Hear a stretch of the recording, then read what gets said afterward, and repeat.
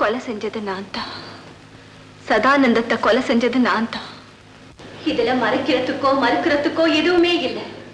இழந்து போன என் மானத்துக்காக மட்டும் நான் சுடல. அவன் உயிரோட இருந்தா இன்னும் எத்தனை ஏமாந்த பெண்களோட மானம் போகுமோன்னு பயந்துதான் சுட்டேன். இவரால் நியாயப்பிரகாரம் கீதா அவரை சட்டத்தில் ஒப்படைச்சிருக்கலாம். அதை செய்யாம அவங்களே சட்டத்தை கையெடுத்துக்கிட்டு அவரை கொன்னது மன்னிக்க முடியாத குற்றம். கோட்டார் கிட்ட நான் கருணை கேட்டு வாதாடல. யாருமே எனக்கு பரிதாபம் காட்ட வேண்டாம். எனக்கு மரண தண்டனை கொடுத்துடுங்கன்னு தான் கெஞ்சி கேட்டுக்கிறேன். ஆனா அதை சீக்கிரமா கொடுத்துடுங்க. காரணம், செத்தவன் கதையை விட என் கதையத்தான் ஊராரெல்லாம் சுவாரஸ்யமா பேசுவாங்க. உலகத்துல ஆம்பளை கெட்டா அது சம்பவம், பொம்பளை கெட்டா அது சரித்திரம். தயவு செய்து எனக்கு சீக்கிரம் மரண தண்டனை கொடுத்துடுங்க. சீக்கிரம் கொடுத்துடுங்க. இந்த கொலையை செஞ்சது கீதா இல்ல, சதானந்தத்தை நான் தான் கொலை செஞ்சேன். இல்ல, அவர் கொலை செய்யல. தன் மனைவியை காப்பாத்தணுங்கிறதுக்காக தன்னை குற்றவாளின்னு சொல்லிக்கிறேன். தயவு செய்து அவர் சொல்றதை நம்பாதீங்க. Order order order.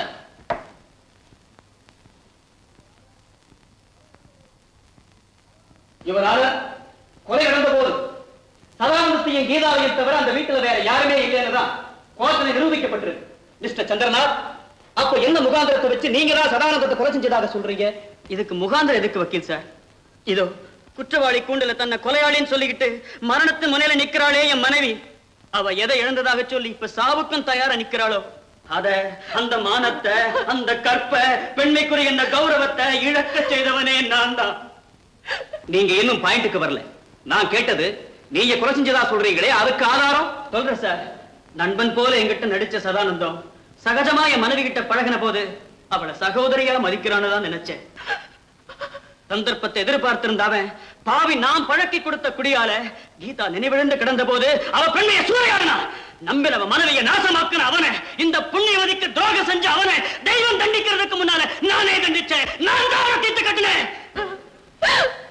Mister Chandranath, கொலை செஞ்சதா சொல்றீங்களே, துப்பாக்கி எங்கே?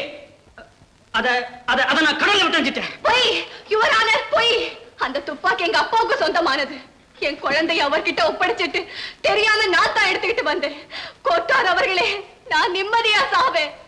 உலகம் என்ன சொன்னாலும் சரி, என் கணவர் என்னை கெட்டு தூய்மையானவன்னு சொல்றாரு, எனக்காக வாதாடுறாரு. அது போதும். நான் தான் கொலையாளி, நான் தான் கொலையாளி. நீங்க சுட்டதா சொல்றீங்களே, அந்த துப்பாக்கி எங்கே? சதானந்தத்தை கொன்னது கீதாவோ அவ புருஷன் சந்திரநாத்தோ இல்லை, நான் தான் கொலையாளி. இதோ அந்த ரிவால்வர். யுவரானர், இந்த கோர்ட்டுக்கு முன்னால என் வாக்குமூலத்தை வெளிப்படுத்த உங்க அனுமதியை வேண்டி கேட்கிறேன். அட்மிட்டட். என் பேரு பிரகாஷ். எனக்காக நிச்சயிக்கப்பட்ட கீதா சந்திரநாத்தை காதலிச்சா. அதை கண்டு நான் ஆத்திரப்படலை, ஆதரிச்சேன். ஆனா என்னுடைய மாஜி நண்பன் சதானந்தமோ அந்த உறவை மனசார வருத்தான். காரணம், கீதாவை தானே அடையணும்னு அவன் நினைச்சுக்கிட்டு இருந்தான். இந்த கேஸுக்கு இது மாதிரி காதல் விஷயங்கள்லாம் தேவையா இவரால? இறந்து போனவனுடைய குணத்தை விளக்குறது ஒரு முக்கியமான பாயிண்ட் தான் மிஸ்டர் ப்ராசிக்யூட்டர். S, proceed. பெண் வேட்டை ஆடுறதையே பிழைப்பா கொண்டிருந்த சதானந்தன் கீதாவை கையை விட்டு போனதை பெரிய நஷ்டமாகவே கருதுனா. இழந்ததை பிடிக்கணுங்கிற வெறி ஏமாந்த ஏழை எடுத்தாளன் சந்திரநாத் அவன் கையில கிடைச்சான். அதை உட்கார்ந்து இருக்காரே மிஸ்டர் கிருஷ்ணகாந்த். தான் பொண்ணு ஆசைப்பட்ட ஏழை எழுத்தாளனுக்கு அந்தஸ்தை பார்க்காம அவளை கல்யாணம் பண்ணி கொடுத்திருந்தா இந்த வழக்கே நடந்திருக்காது. ஆஸ்திய பெருசா நினைச்ச அவருடைய ஆணவம் தான் இந்த கொலைக்கே ஆரம்ப காரணம். Please come to the point. I am giving the logical explanation to the points. Proceed. காதலன் சந்திரநாத் அந்தஸ்து அடையணுங்கிற ஆசையில பப்ளிகேஷன் ஓனர் சதானந்தத்தை பார்த்து அவனுடைய பணத்துக்கு அடிமையானான். அவனையே தன்னுடைய வாழ்க்கைக்கு வழிகாட்டின தெய்வமா நம்பினான். குடிக்கணும், கிளப்புக்கு போகணும், அவன் பெண்டாட்டி அடுத்தவனை கட்டிக்கிட்டு ஆடணும், இதுதான் பெரிய இடத்து நாகரிகம்னு சதானந்த சொல்லி கொடுத்த பாடத்தை அவன் நம்பினான். இந்த விளக்கம் இந்த கேஸுக்கு தேவையாயோரான அந்த போதையால ஏற்பட்ட விளைவுதான் இந்த கொலை இல்லையா? Mr. Prakash, come to the point. Excuse me your honour, இன்னும் ஒரே ஒரு விவரத்தை மட்டும் சொல்ல நான் விரும்புறேன். அதோ நிக்கிறாளே கீதா, அவ தன் கற்பு இழந்து இந்த சமூகத்துல இன்னைக்கு ஒரு கேள்விக்குறியா நிக்க வேண்டிய காரணம் புருஷனையே தெய்வமா நினைச்ச நம்ம பழைய எண்ணம் தான். படிச்சிருந்தும் கீதா கல்லானாலும் கணவன் புல்லானாலும் புருஷன் மதிச்சு அவன் சொன்னபடியெல்லாம் நடந்தாடே அந்த பழமையான புத்தி, புருஷன் மேல உள்ள பக்தி, இதெல்லாம் தான் அவ பாழானதுக்கு காரணம். Mr. Prakash, Yes sir, this time I am definitely coming to the point.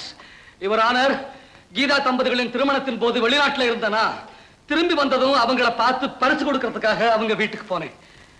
வீடே வெறிச்சோடி கிடந்தது.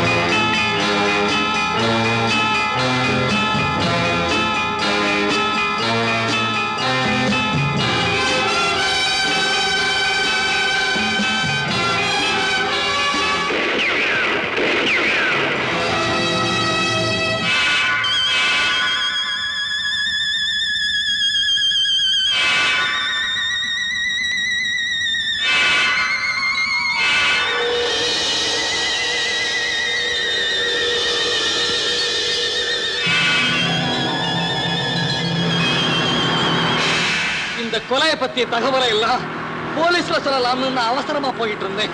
ஆனா வழியிலே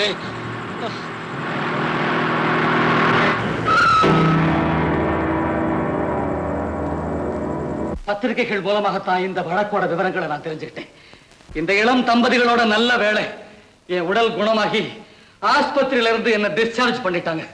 யுவர் ஆனர், கீதா செய்தது தவறா இருந்தா, தெய்வமே அவ செய்தது தப்புதான்னு தீர்மானிச்சிருந்தா என்ன குணப்படுத்தாம இந்த குற்றத்தோட தடையுமே தெரியாம அவளை கொலையாளி ஆக்கி இருக்கும். ஆனா அவ ஆத்மாவுடைய பரிசுத்தத்தினால கடவுளே அவளை மன்னிச்சுட்டான்னு நான் நினைக்கிறேன். யுவர் ஆனர், உணர்ச்சி வசத்தாலே கோர்ட்டாருடைய மேலான நேரத்தை நான் பயன்படுத்திட்டதுக்காக தயவு செஞ்சு என்ன மன்னிச்சிடுங்க. மிஸ்டர் பிரகாஷ், நடந்த உண்மைகளை தயங்காம சரியான நேரத்தில் இங்க வந்து சொன்னதற்காக உங்களுக்கு என்னுடைய பாராட்டுதல்கள். கீதா, சந்திரநாத் இவர்கள் மீது சாட்டப்பட்ட குற்றங்கள் நிரூபிக்கப்படாததால் இந்த கோர்ட் அவர்களை விடுதலை செய்கிறது.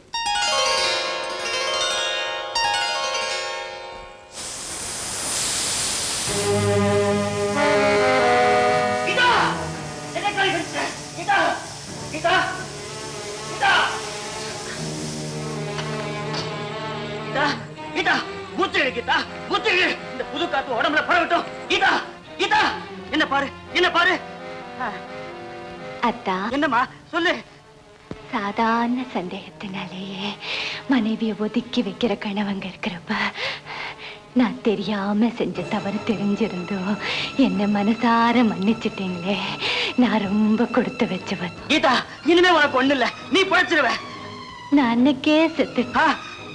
இது என்னோட வெறும் உடல். அத்தா, எனக்கு விடுதலை கொடுங்க. கீதா, அதோ அந்த வெள்ளை பறவை எங்க போகுது? என்னம்மா சொல்ற, என்ன சொல்ற? உயர உயர பறக்குது, அது எங்கத்தான் போகுது? எந்த பறவைமா? ஆண்டவன் கிட்ட தானே போகுது. ஆமா, ஆண்டவன் கிட்ட தான் போகுது.